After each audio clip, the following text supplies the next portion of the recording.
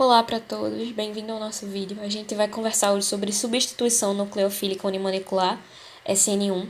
Todos nós somos alunos do curso de Química, orientados pela professora Elia Bassana nesse trabalho dentro da cadeira de Química Orgânica. Meu nome é Carolina e junto a mim estão Heloísa, Giovana, Thalita e Renan. Reações de substituição nucleofílica consistem na troca de um grupo funcional por outro. Esse tipo de substituição ocorre quando um nucleófilo, que é um tipo de espécie química que doa par de elétrons, se sente atraído por carga positiva, se comportando então como um ânion ou será uma base de Lewis, espécie que possui pares de elétrons livres. Substitui em uma posição eletrófila que é atraída para as zonas ricas em elétrons de uma molécula, aceitando assim seu par de elétrons. Os elementos que participam desse tipo de reação são um eletrófilo, um nucleófilo e um grupo abandonador. Aqui temos uma reação geral. Inicialmente, a gente consegue ver o nosso nucleófilo, já explicado anteriormente, que é aquela espécie química que sente atração por cargas positivas. Como a gente pode ver aí na imagem, aí temos o nucleófilo com seu par de elétrons livres, e logo em seguida teremos o nosso substrato. O substrato nada mais é que o nosso radical, que seria o carbono, ligado a um grupo abandonador. Esse grupo abandonador do substrato, ele pode ser representado pelos haletos de alquila. Os haletos de alquila são os halogênios como flúor, bromo, cloro e iodo. Por serem mais eletronegativos que o carbono, isso nos dará uma diferença de eletronegatividade. E assim, o momento de dipolo apontará para o grupo abandonador, fazendo o carbono se tornar mais positivo. E por isso a carga do carbono será parcialmente positiva. Como o nosso carbono ele estará deficiente de elétrons, permitindo assim que ocorra um ataque do nucleófilo, já que o nosso carbono vai ser parcialmente positivo e nosso nucleófilo terá um par de elétrons livre. Quando isso ocorrer, o nosso grupo abandonador irá largar o substrato, fazendo assim com que o nucleófilo o substitua. Mas o grupo abandonador ele não sairá do mesmo jeito. Ele carregará consigo um par de elétrons por ser mais eletronegativo que o carbono, assumindo assim a sua carga negativa. Duas funções muito importantes são exercidas pelo grupo abandonador. A primeira função é que ele vai retirar essa densidade eletrônica por efeito indutivo, tornando o átomo um carbono adjacente eletrofílico. Como a gente falou no slide anterior, quando ocorre a quebra com o carbono, ele, por ser mais eletronegativo, ele leva um par de elétrons, admitindo então uma carga negativa.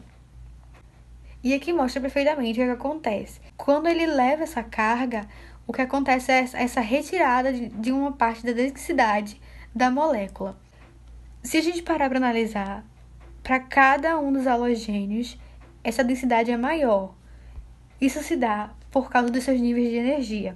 A gente pode notar aí que o iodo ele tem uma densidade, ele tem um volume muito maior. Isso se dá porque ele tem mais níveis de energia. Quanto mais níveis de energia a substância tiver, a molécula tiver, maior ela vai ser seu volume, maior vai ser sua densidade e vai ser um melhor grupo de partida, já que com mais níveis de energia ele vai ficar mais distante do núcleo e assim vai ter uma ligação mais fraca, sendo mais fácil de ser quebrada. Portanto, assim, teremos o iodo como mais reativo, já que sua ligação é mais fraca, rompendo mais facilmente. Seria um melhor grupo de partida. A segunda função é que ele pode estabilizar qualquer carga negativa que se desenvolve como resultado da saída do grupo substrato. Foi o que a gente já explicou. Quando ocorre o rompimento do substrato, quando ele se liga ao nucleófilo, temos a liberação do grupo abandonador. Como ele é mais eletronegativo, então ele vai trazer... Temos a liberação do grupo abandonador. Como ele é mais eletronegativo, então ele vai trazer consigo o par de elétrons. Quando ele traz o par de elétrons, ele admite uma carga negativa, se tornando assim mais estável. Voltando aqui para esse segundo slide, a gente consegue ver um exemplo onde a gente usa o HS e o cloro. Temos aqui um exemplo onde a gente consegue ver nosso substrato, que o cloro estará ligado ao nosso carbono. Pelo fato do cloro ser mais eletronegativo, vai fazer com que, assim, o carbono assuma uma carga parcial positiva. O nosso HS, como ele tem uma carga parcial negativa, ele tem um par de elétrons livres, ele vai querer se ligar à molécula de carbono. Quando ocorre o rompimento do substrato, o HS se ligará ao carbono O cloro, por ser mais eletronegativo, ele vai adquirir uma carga parcial, ele vai adquirir uma carga negativa, já que ele vai trazer consigo o par de elétrons, por ser mais eletronegativo que o carbono. Falando sobre o mecanismo de SN1, a reação se inicia com a dissociação, ou seja, com a perda espontânea do grupo de saída, formando um carbocátion intermediário, sendo essa etapa mais lenta do processo como um todo. Apenas após a formação do carbocátion é que o nucleófilo se aproxima e ataca o carbono positivamente carregado desse carbocátion, conduzindo à formação dos produtos. Nessa figura, a gente é mostrado o mecanismo de reação entre o 2-bromo-2-metilpropano, um haleto de alquila terciário, e a água para a formação do 2-metil-2-propano. Vemos que o bromo ele se dissocia do substrato, por ele ser um bom grupo de saída, e também porque essa dissociação forma um intermediário estável, que é o carbocátion. Essa etapa é a mais lenta da reação e, como podemos perceber, envolve apenas o substrato. Com a dissociação do bromo, forma-se um carbocátion terciário, bastante estável, que é atacado pela água, que age como nucleófilo devido aos pares de elétrons isolados do átomo de oxigênio, resultando em uma ligação COH2, na qual o oxigênio fica com uma carga positiva. Finalizando, uma nova molécula de água ataca um átomo de hidrogênio da ligação COH2, que faz com que uma ligação OH se quebre, liberando um hidrônio, H3 ou mais, e formando o 2-metil-2-propano. Agora vamos falar sobre a velocidade da reação. Para determinarmos uma velocidade da reação de uma reação SN1, temos que entender os seguintes fatores. Quanto mais estável o carbocátion formado, mais rápido ocorre uma reação SN1. Nesta reação, a concentração do nucleófilo é completamente irrelevante. A velocidade da reação SN1 é afetada pelos fatores que afetam a velocidade da saída do grupo abandonador. A velocidade da reação é determinada pela etapa lenta, que se trata da primeira reação. Bom, a partir desses fatores nós podemos entender A melhor forma da gente entender mais a fundo é exemplificando. A gente pegando por aqui, por esse exemplo, a gente vê que na primeira etapa, com a ajuda de um solvente polar, o cloro sai com um par de elétrons que o ligava ao átomo de carbono. Nessa etapa, que é lenta, é produzido o carbocátion terceiro intermediário e um íon cloreto. E embora não esteja aparecendo por aqui, os íons estão solvatados e estabilizados por moléculas de água. Aqui embaixo está o gráfico, como Renan citou anteriormente. Na segunda etapa, uma molécula de água atuando como uma base de Lewis, ela doa um par de elétrons para o carbocátion. E isso dá ao carbono catiônico 8 elétrons. Essa etapa é rápida e o produto é o álcool térquico butílico protonado. Já na terceira e última etapa, uma molécula de água agindo como uma base de Bronsted aceita um produto proveniente do íon térquico butilossônio. Nessa etapa, que também é rápida, os produtos são o álcool térquico butílico e um íon de hidrônio. Do nucleófilo nas outras etapas, ou seja, tornando a velocidade da reação ainda maior. Nesse gráfico podemos ver que a primeira etapa e a mais lenta também possui a maior quantidade de energia, ou seja, o que torna a parte mais importante para determinar a velocidade da reação. Também onde o grupo abandonador vai sair do substrato e vai deixar a molécula num formato plano e com 3 agrupamentos entre os carbonos e o carbono do meio, né?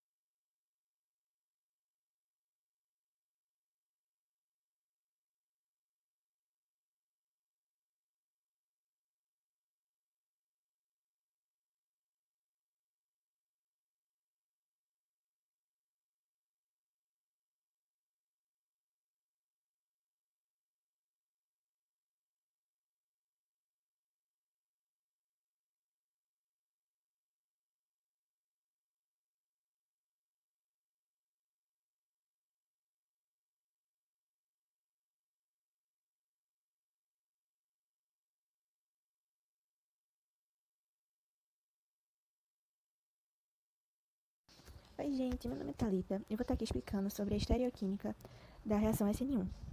E só para situar, quando a gente fala de estereoquímica, significa que a gente vai estar analisando a reação, como ela ocorre na molécula, como é que a molécula, né, na sua geometria, ela vai estar se comportando ali. A gente vai observar isso de uma forma trigonal, no caso, né, de uma forma 3D, né, gente.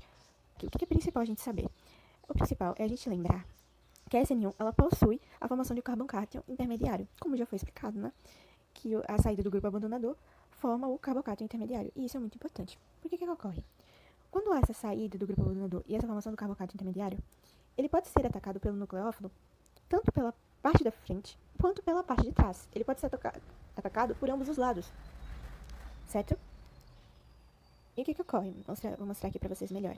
Como vocês podem observar no exemplo que está aqui embaixo, BR, ele seria o grupo abandonador, certo? Ele está saindo. E vai haver a formação do carboncátion. Esse aqui é o carboncátion, gente. Esse aqui é o carboncátion. Vou botar até aqui uma sigla, né, pra gente lembrar, né, o CA. Aqui é o carboncátion, né, da gente, que vai estar sendo formado. O que está ocorrendo com ele? Ele está sendo atacado, como vocês podem ver, o nucleófilo, que aqui no caso é Cl-, ele está atacando o carboncátion tanto pela parte de trás, que é essa parte aqui azul, quanto pela parte da frente. O que ocorre? Quando o carboncátion é atacado pela parte de trás de sua molécula, isso é chamado de inversão de configuração. Esse nome aqui azulzinho, que eu estou botando até a setinha aqui, gente, ele é justamente essa parte aqui azul, porque a molécula do carboncátion está sendo atacada por trás. Aí é chamado isso de inversão de configuração. Enquanto a retenção, logicamente, é o contrário. É quando a molécula do carboncátion está sendo atacada pela frente dela, que é justamente essa parte vermelha. Aí, como vocês podem ver, com isso, há a formação de 2 enantiômeros.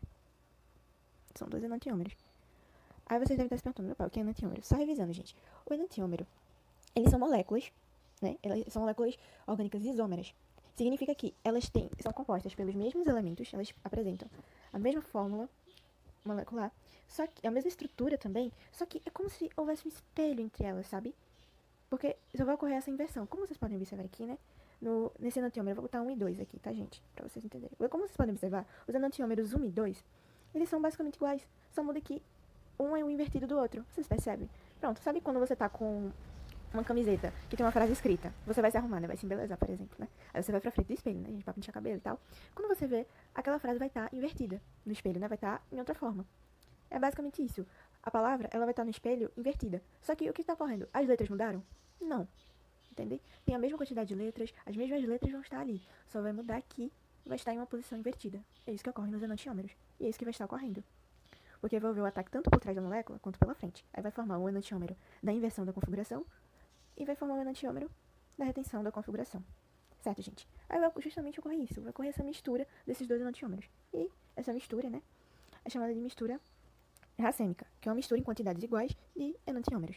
Aí, no caso, né, que estamos numa proporção de 50% para 50%, né, uma mistura de quantidades iguais, é uma mistura racêmica. Uma mistura de quantidades iguais de enantiômeros, tá, gente? É uma mistura racêmica. Aí, o que a gente pode observar? Por que isso acontece? Isso ocorre, gente, porque o carboncátion, quando ele perde um de seus grupos, né, que é o perder, né, o BR, no caso, né, quando ele perde o BR, ele se torna uma espécie planar e aquiral, ou seja, ele se torna uma espécie simétrica. Como vocês podem ver, essa molécula do carboncátion, né, uma molécula que a gente botou o nome de CA, ela é planar e apresenta um eixo de simetria aí. Vocês percebem? Por conta disso, por ela ser planar, isso justamente está facilitando com que o nucleófilo possa atacar tanto pela frente quanto por trás. Vocês percebem isso?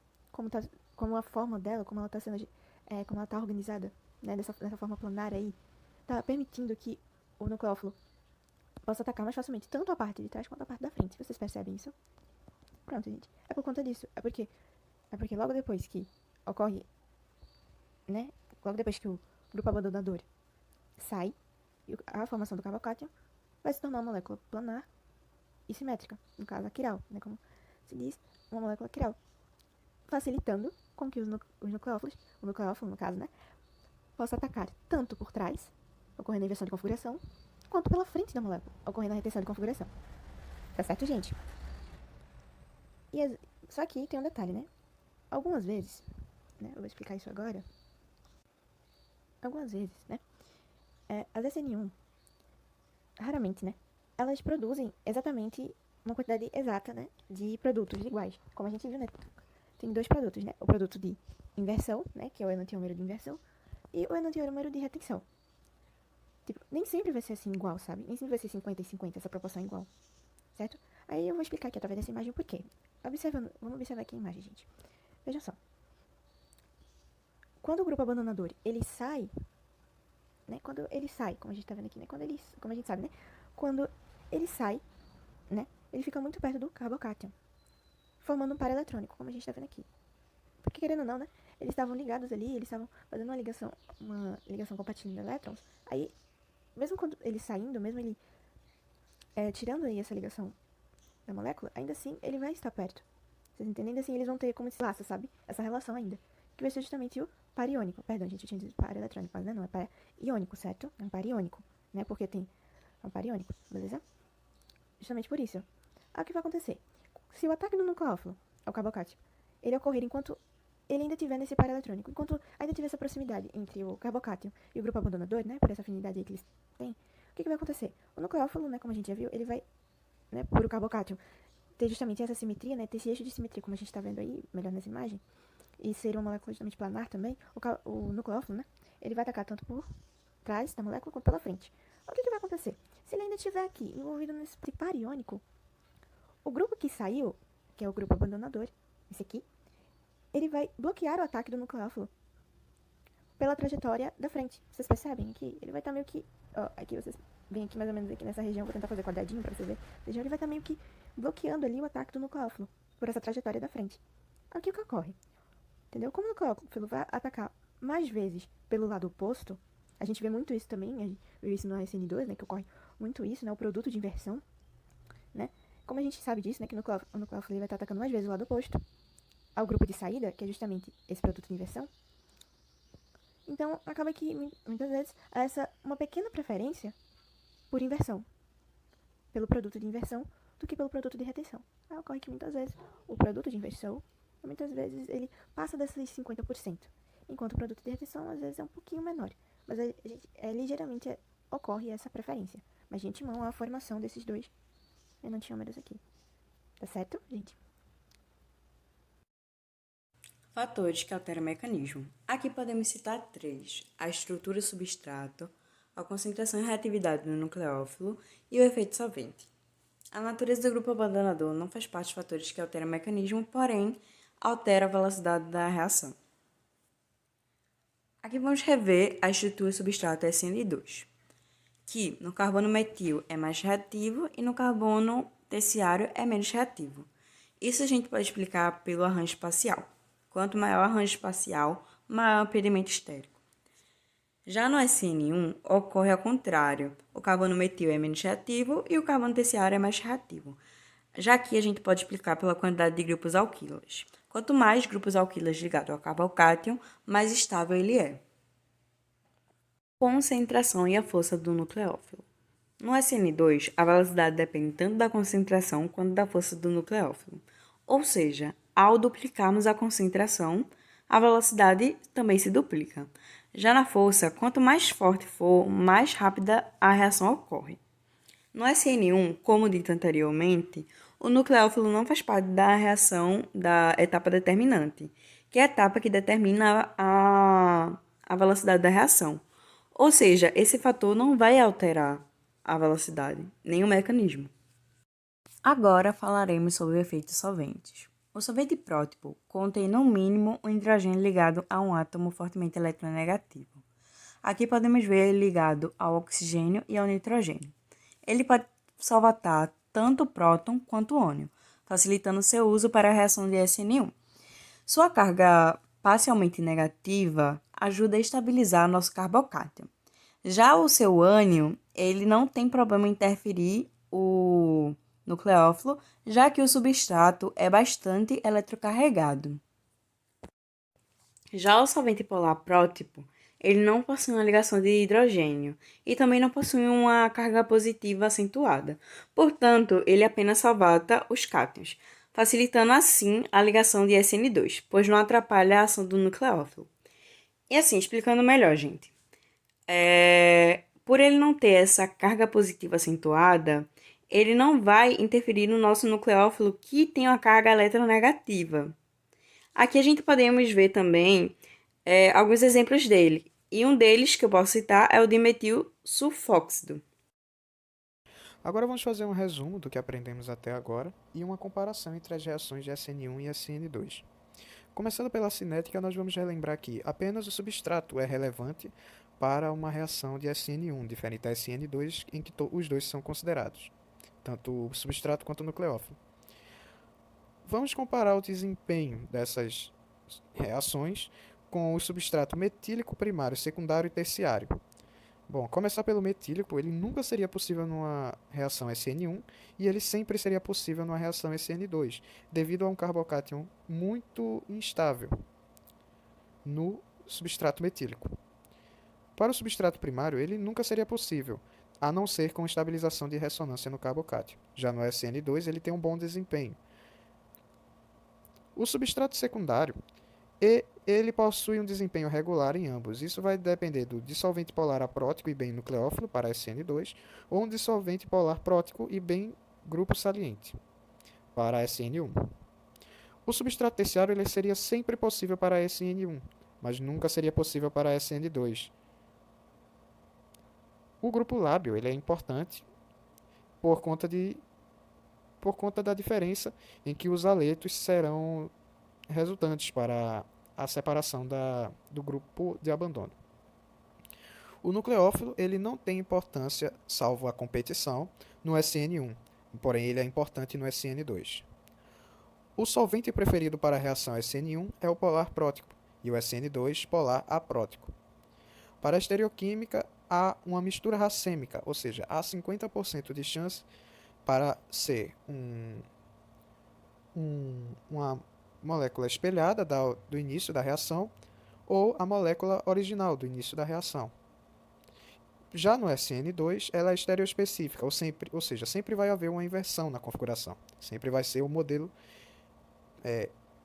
quiralmente um reflexo quiral da outra molécula, vamos dizer assim. Já as transposições para SN1 são comuns, já para SN2 não são comuns.